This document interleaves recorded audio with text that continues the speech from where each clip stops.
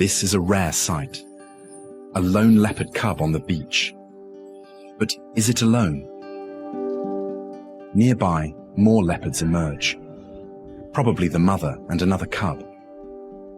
With ample inland resources, what are they doing on the beach? කුමන ජාතික වනෝද්‍යානයේදී ඊටමත් විශේෂ සිදුවීමක් අපිට ඡායාරූපගත කිරීමට හැකියාව ලැබුණා. ඒ තමයි අපිට කොටි කිහිප දෙනෙක් මුහුදු වෙරළේ ඉන්න දර්ශනයක් ඡායාරූපගත කිරීමට හැකියාව ලැබුණා. ඉතින් ගොඩක් වෙලාවට අපිට කොටි බලන්න හම්බෙන්නේ එක්ක මහා මාර්ගයේ නැත්නම් මහා මාර්ගයවට තියෙන ගස් උඩ ඒ වගේ ගල් තලාවන් වල ඒ වගේ තැන්වල තමයි අපිට ගොඩක් වෙලාවට කොටි බලන්න පුළුවන් වෙන්නේ.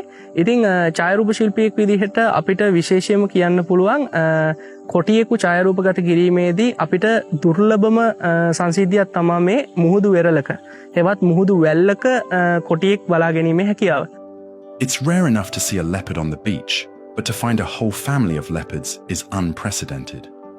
In fact, this was the second time Supun encountered them on the beach. Other visitors have seen them here too, so it's slowly becoming a regular haunt for the leopards.